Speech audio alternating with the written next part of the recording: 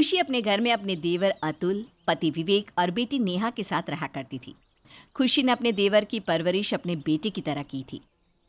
उसने अपने देवर और अपनी बेटी में कभी कोई फर्क नहीं किया और एक माँ की तरह अपने देवर का ख्याल रखा। भाभी माँ बस भी करो, मेरा पेट भर चुका है। आज मेरा बहुत बड़ा इंटरव्यू है। आप तो बस आशीर्वाद दे दो कि मैं उस इंटरव्यू में पास हो जाऊं। अतुल, मेरा आशीर्वाद हमेशा तुम्हारे साथ है। अच्छा, जाते हुए ना ये दही शक्कर खाकर जाओ, शुभ माना जाता है। अतुल अपनी भाभी माँ का आशीर्वाद लेकर जाता है, जिस वजह से अतुल को इतने बड़े कंपनी में मैनेजर की पोस्ट मिल जाती है। वो घर आकर ये खुशखबरी अपनी भाभी माँ को देता है। भाभी माँ, मैं इंटरव्यू में पास हो गया। क्या सच में? ये तो बहुत खुशी की बात है। मैं अभी भगवान के पास दिया जला कर आती हूँ। अतुल की नौकरी लगने के बाद मानो जैसे उसके घर में खुशियां ही आ जाती है। समय यूं ही बीतता है और ऑफिस में काम करने वाली नीतू नाम की एक लड़की से अतुल को प्यार हो जाता है। ये बात सबसे पहले अतुल अपनी भाभी माँ को बताता है। भाभी माँ, मेरे ऑफिस में नीतू नाम की एक लड़की काम करती है। बहुत सुंदर है और बहुत टैलेंटेड भी। मैं उसे अपना दिल दे बैठा हूँ। अगर ऐसी बात है तो तुम उसे अपने दिल की बात क्यों नहीं बता देते? भाभी माँ, मुझे डर लग रहा है, अगर उसने मना कर दिया तो? नहीं करेगी। और मेरे देवर को कोई लड़की मना कर दे? ऐसा तो हो ही नहीं सकता। खुशी के कहने पर अतुल अगले ही दिन नीतू से अपने दिल की बात कह देता है। क्योंकि नीतू भी उसे पसंद करती थी, इसलिए नीतू उसके प्रपोजल को एक्सेप्ट कर लेती है और बहुत जल्द अतुल नीतू को अपनी भाभी से मिलवाने के लिए घर ले आता है। नीतू, ये है मेरी भाभी माँ, जिसके बारे में मैं तुम्हें बताया करता हूँ ना। नमस्ते भाभी जी, अतुल आपके बारे में बहुत बात करता है। अरे ये तो पागल है। अच्छा तुम बताओ क्या लोगी? अच्छा, तो ये औरत है जिसने पूरे घर पर अपना कब्जा जमा रखा है। पर कोई बात नहीं, होने वाली जिठानी जी, बहुत जल्द मैं घर में आने वाली हूँ और अतुल का हिस्सा आपसे लेने वाली हूँ। बहुत मजे कर लिए हैं आपने अतुल के हिस्से पर। नीतू से मिलकर खुशी तो बहुत खुश होती है, पर खुशी को देखकर नीतू जरा भी खुश नहीं होती, क्योंकि नीतू को अतुल और खुशी के बीच का प्यार पसंद नहीं आता। इसी तरह से कुछ दिन बीत जाते हैं और बहुत जल्द नीतू की शादी अतुल से हो जाती है। मुझे बहुत खुशी हो रही है अपनी देवरानी पाकर। अच्छा नीतू, मैं जब तक अतुल के लिए खाना बना रही हूँ, क्या तब तक तुम बर्तन धो दोगी? हाँ हाँ जिठानी जी, क्यों नहीं। कह तो ऐसे रही है कि जैसे ये इस घर की मालकिन है और मैं इस घर की नौकरानी। पर कोई बात नहीं, बहुत जल्दी से पता चल जाएगा कि इस घर की असली मालकिन कौन है। अब इसी तरह से कुछ महीने बीत जाते हैं और समय के साथ नीतू खुशी को नीचा दिखाने की कोशिश करने लगती है। जिठानी जी देखिए ना, मेरी तबीयत कुछ ठीक नहीं लग रही। मैं सोच रही थी मैं कमरे में थोड़ा सा आराम कर लूं। क्या आज आप घर का काम कर लेंगी? अरे हाँ नीतू, क्यों नहीं। अगर तुम्हारी तबीयत ठीक नहीं है तो तुम आराम करो, मैं हूं ना, देख लूंगी सब। इतना बोलकर खुशी घर के कामों में लग जाती है और नीतू आराम से अपने कमरे में बैठकर टीवी देखने लगती है। कुछ देर बाद अतुल के घर आने का समय हो जाता है। अब जैसे ही अतुल घर आता है तो उसे देखकर नीतू जल्दी से रसोई में जाकर काम करने लगती है और अपनी जेठानी को आराम करने को कहती है। जिठानी जी, अब सुबह से काम कर रही हो, अब थक गई होगी। मेरी तबीयत अब पहले से ठीक है, आप जाकर आराम करो, मैं ये काम कर लूँगी। अच्छा ठीक है, वैसे मैंने सारा काम खत्म कर लिया है, बस ये साफ करना बाकी है। वो कर लूँगी मैं, आप जाइए। इस तरह से बड़ी ही चालाकी से नीतू खुशी को रसोई घर से बाहर कर देती है। अब देखते ही देखते रात के 11 बज जाते हैं। अतुल कमरे में नीतू का इंतजार कर रहा होता है। 11:30 बजे रात में नीतू अपने कमरे में जाती है। क्या है नीतू, कहाँ रह जाती हो? तुम्हें पता है मैं कब से तुम्हारा इंतजार कर रहा था। क्या करूं अतुल, घर में बहुत काम रहता है। मैं अकेली घर का काम करते करते थक जाती हूँ। भाभी तो बस आराम करती हैं। अब मैं उन्हें कुछ कह भी तो नहीं सकती ना, आखिर वो मुझसे बड़ी हैं और मेरे आने से पहले उन्होंने तुम्हारा इतना ख्याल रखा था। वो तो है, पर तुम भाभी से मदद ले लिया करो। भाभी बहुत अच्छी है, वो कभी भी मदद करने से मना नहीं करेगी। पता नहीं इस औरत ने मेरे पति पर ऐसा कौन सा जादू किया है जो हर समय भाभी माँ की रट लगाए रहता है। अब हाँ हाँ हाँ बिल्कुल। अतुल की बात सुनकर वैसे नीतू को तो बहुत गुस्सा आता है। वो अब हर दिन कोई ना कोई बहाने मारती और जानबूझकर अतुल को खुशी के खिलाफ भड़काती रहती। अतुल, तुम्हारी भतीजी लंदन में पढ़ाई कर रही है ना? हाँ, पर मुझे समझ में नहीं आ रहा, तुम भी तो लंदन में पढ़ाई करना चाहते थे, पर जब तुमने इस बारे में जिठानी जी से बात की तो उन्होंने मना क्यों कर दिया, जबकि अपनी बेटी को लंदन में पढ़ा रही है? भाभी माँ मुझसे बहुत प्यार करती हैं, वो मुझे खुद से दूर नहीं करना चाहती थी, और उस समय पैसों को लेकर भी थोड़ी दिक्कत थी। पैसों को लेकर? सही है। आखिर देवर देवर होता है और बेटी बेटी। तुम्हारे समय में भाभी तुम्हारे ऊपर पैसे ना खर्च कर सकी, पर आज जब खुद की बेटी की बारी आई तो तुमसे पैसे लेकर अपनी बेटी की पढ़ाई पर लगा रही है। नीतू की बातें सुनकर अब अतुल भी नीतू की बातों में आने लगता है और अपनी भाभी से नाराज रहने लगता है। अतुल, आज तुम्हारी छुट्टी है ना? बहुत अच्छी बात है। तुम्हें पता है आज लंदन से नेहा आ रही है, तुम उसे एयरपोर्ट से ले आओगे? माफ़ करना भाभी, पर मेरे पास आज समय नहीं है। आज मैं और नीतू बाहर जा रहे हैं, और हाँ, अब से मैं अपनी सैलरी आपको नहीं दे पाऊंगा। हम भी अपनी फैमिली प्लान कर रहे हैं, तो अब मुझे अपनी फैमिली के बारे में भी तो सोचना होगा ना। इतना बोलकर अतुल वहाँ से चला जाता है। उसका ये बर्ताव देखकर खुशी को बहुत बुरा लगता है। समय यूं ही बीतता है। देखते ही देखते नीतू देवर और भाभी के बीच में फूट डाल देती है और बहुत जल्द अतुल नीतू को लेकर अलग होने का फैसला लेता है। भाभी, मुझे मेरा हिस्सा चाहिए, अब हम लोग आपके साथ नहीं रहना चाहते। पर क्यों देवर जी, आखिर मुझसे ऐसी कौन सी गलती हो गई? चिटानी जी, आप क्यों इतना नाटक कर रही हो? इतने सालों से आप हमारा हिस्सा लेकर बैठी हो, अब तो हमें हमारा हिस्सा दे दो। नीतू और अतुल का ये रूप देखकर खुशी को अपनी आंखों पर विश्वास नहीं होता। वो अतुल को उसका हिस्सा दे देती है, जिसके बाद अतुल नीतू के साथ अपनी भाभी माँ को छोड़कर हमेशा के लिए चला जाता है। इसी तरह से 5 साल बीत जाते हैं। 5 साल बाद नीतू अतुल और अपने छोटे से बेटे के साथ घर वापस आती है। चिठानी जी, मुझे माफ कर दो। एक माँ की तरह आपने मुझे और मेरे पति को प्यार किया, इज्जत दी, और हमने आपके साथ इतना बुरा किया। आपसे अलग होने के बाद हमें अपनी गलती का एहसास हुआ, जब मैंने अपनी बहन को इतना प्यार दिया और उसी ने मुझे धोखा दिया। भाभी, हमें माफ कर दो। आज समझ में आ गया है, जब हम अपनों के लिए इतना कुछ करते हैं और वो हमें छोड़कर चले जाते हैं तो दिल पर क्या बीतती है। भगवान के घर देर है अंधेर नहीं। तुम दोनों को अपनी गलती का एहसास हो गया और तुम वापस मेरे पास आ गए। मेरा घर खुशियों से जगमगा उठा। मुझे इससे ज्यादा और कुछ नहीं चाहिए।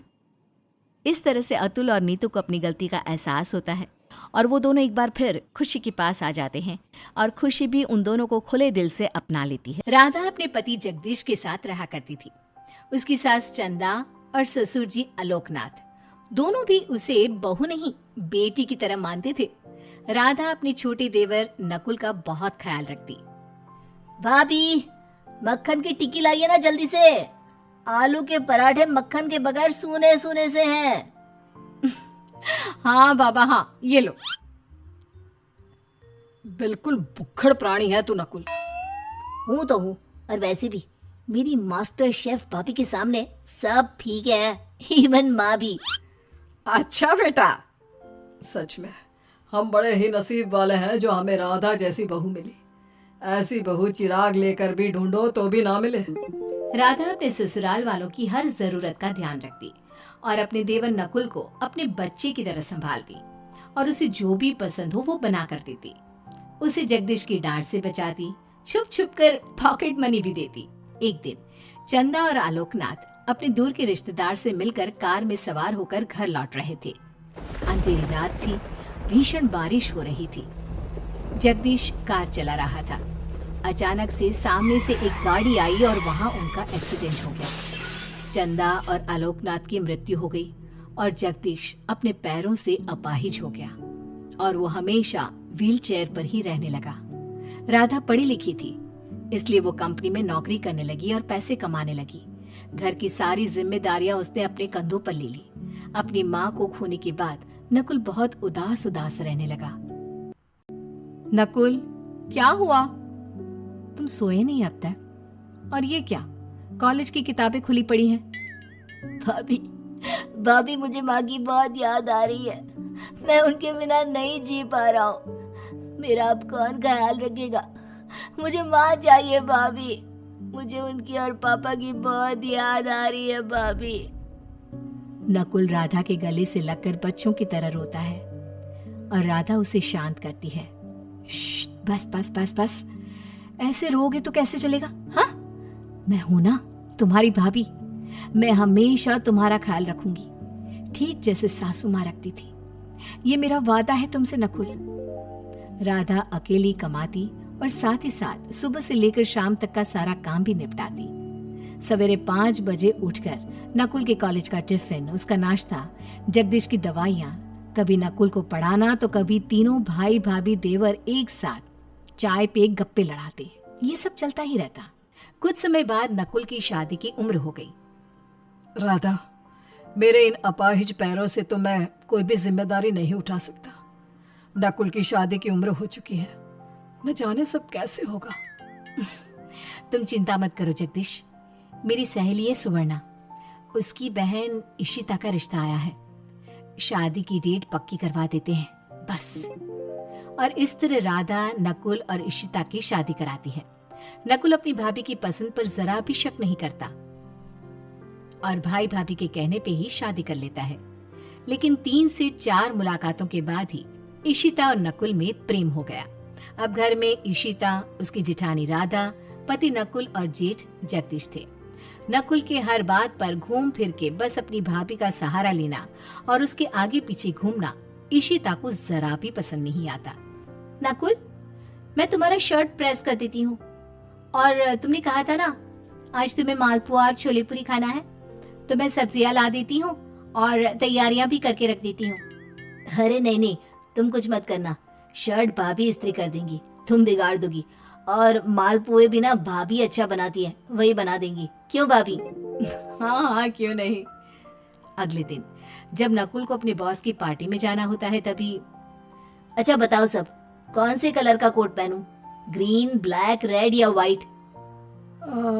ग्रीन आई थिंक, वो तेरे पे ज्यादा जचेगा। नहीं नहीं नहीं, ब्लैक, ब्लैक जचेगा। पर मेरे ख्याल से रेड और भी अच्छा दिखेगा तुम्हारे पर नकुल, और वैसे भी रेड इसका फेवरेट कलर भी है ना? वाह भाभी, आपको कैसे पता कि मेरा फेवरेट कलर रेड है? क्योंकि सासू माँ का भी फेवरेट कलर रेड ही था, उसी से गैस कर लिया। ऐसे ही नकुल बस सिर्फ भाभी और भाभी करता रहता। चाहे कोई मनपसंद डिश खानी हो, चाहे किसी चीज का सुझाव लेना हो या काम के बारे में कोई टिप्स लेनी हो, इशिता को अब ये बातें खटकने लगी थी। ये जिठानी नहीं, आफत है आफत। अरे जब देखो तब मेरा पति इसके पीछे किसी बच्चे की तरह घूमता रहता है। माना कि ये ख्याल रखती है, पैसा कमाती है, लेकिन फिर भी बस अब और नहीं। अब तो नकुल को मुझ में या अपने भाई भाभी में से किसी एक को चुनना ही होगा। रात में इशिता नकुल को अकेले में कहती है, नकुल, मुझे अब और नहीं रहना इस घर में, चलो हम दूसरा फ्लैट ले लेते। ऐसा फ्लैट जहाँ से समंदर दिखाई देता हो। लेकिन इशिता, हम भाई और भाभी को छोड़कर क्यों जाए? एक तो पहले ही भाभी नौकरी पे रहती है और भाई अकेले। मुझे वो सब नहीं पता। अगर तुम मुझसे सच्चा प्यार करते हो ना, तो तुम मुझे यहाँ से ले चलोगी, तुम्हें अपने भाई भाभी की कसम। मजबूर होकर नकुल को इशिता की बात माननी पड़ती है। नकुल और इशिता दोनों भी अलग घर में रहने लगते हैं। अरे वाह, अच्छा हुआ तुम जल्दी आ गए। मैंने अभी कुकर में पॉपकॉर्न डाले हैं और तुम्हारी पसंदीदा आइसक्रीम भी लाई हूँ। हम साथ में डिनर करेंगे और मूवी देखेंगे आज। नहीं इशिता, मैं थक गया हूँ, मेरा खाना कमरे में ही भेज दो प्लीज। ये कहकर नकुल अपने कमरे में चला जाता है। इतना सड़ा हुआ क्यों था इसका मूड? शायद आज ऑफिस में कुछ ज्यादा काम होगा। वहां राधा और जगदीश दोनों को भी खाली घर काटने को दौड़ता है। पता नहीं कैसे रह रहे होंगे वो दोनों, पूरे घर में सूनापन छा गया है। नकुल था तो ऐसा लगता था मानो कोई छोटा बच्चा घर में दिन भर इधर से उधर उछल कूद कर रहा हो। वो चिल्लाता, हंसता, गाता। बहुत याद आती है मुझे भी उसकी, बिल्कुल मेरी संतान की तरह है वो। पागल कहीं का। कान्हा जी करे वो और इशिता सुखी और खुशहाल जीवन व्यतीत करे। इशिता अपनी तरफ से नकुल को खुश करने के कई तरीके अपनाती है। वो उसका फेवरेट खाना पकाती, शॉपिंग से गिफ्ट लाती, उसके रूम को सजाती, उसे अकेलापन महसूस नहीं होने देती। पर फिर भी नकुल के चेहरे की हंसी मानो पूरी तरह गायब हो गई थी। वो खाना भी ठीक से नहीं खाता। इन सब बातों से इशिता काफी परेशान हो जाती है। ये सब क्या हो रहा है? नकुल दिन रात उदास रहता है। उसे जेठानी जी और जेठ जी की भी बहुत याद आती है। कहीं मैंने अपनी खुशी के लिए नकुल की खुशी को उससे दूर तो नहीं कर दिया। ये तो मैंने बहुत गलत किया। तभी जब वो अपने कमरे में जाती है तो वहां पर नकुल फर्श पर बेहोश पड़ा हुआ होता है। उसे तुरंत हॉस्पिटल ले जाया जाता है। देखिए, पेशेंट की बॉडी में खून की मात्रा बहुत कम है, स्पेशली आरबीसी, इसलिए इनके ब्लड ग्रुप से मैच होने वाला ब्लड डोनर चाहिए। लेकिन नकुल के ब्लड से सिर्फ राधा का ब्लड ग्रुप मैच होता है और फिर नकुल को खून चढ़ाया जाता है और वो ठीक हो जाता है। डॉक्टर बाहर आकर कहते हैं, पेशेंट को मेंटल स्ट्रेस और अकेलेपन के कारण ये हुआ है। इन्हें इनका मन जो कहता है वो करने दीजिए। जब सब नकुल से मिलने अंदर जाते हैं तब, मुझे माफ कर दो नकुल, मैंने तुम्हें तुम्हारे भाई भाभी से दूर कर दिया। मैंने बहुत गलत किया और तुमने मेरे प्यार का मान रखने के लिए हाँ भी कर दी। अपने भाभी के आगे मुझे चुना, जबकि उन्होंने तुम्हारा बच्चे से भी ज्यादा ध्यान रखा। आई एम सॉरी जेठानी जी, जेठ जी, हो सके तो मुझे माफ कर दीजिएगा। भाभी, आज फिर से अपना खून देकर आपने ये साबित कर दिया कि आप सिर्फ मेरी भाभी नहीं, मेरी माँ भी हो। आप मेरी भाभी माँ हो और मेरी जेठानी माँ। अरे पगलो, अब रुलाओगे क्या? नकुल, तुम मेरे भाई, देवर या दोस्त नहीं, तुम मेरे बेटे ही हो। मेरे मन में तुम्हारे लिए जो ममता का भाव है वो मैं कभी कम नहीं होने दूंगी। और एक माँ बनकर जैसे आज तक सब संभालते आई हूँ, आगे भी वैसे ही संभालूंगी। चलो, देर आए दुरुस्त आए। एक हैप्पी एंडिंग के बाद अब हम चारों एक साथ रहेंगे। ऑब्वियसली जेठ जी, अब अगर मैं भी आप दोनों के बिना रही ना तो हो सकता है कि मैं भी किसी दिन चक्कर खाकर गिर जाऊं। जीवन में रिश्तों का मोल हर एक चीज के मोल से बढ़कर होता है, ये आज जान लिया है मैंने। इस तरह राधा एक जेठानी होकर माँ बनकर अपने परिवार को संभालती है और पूरा परिवार हमेशा साथ रहता है और सभी एक दूसरे से खूब प्यार करते हैं।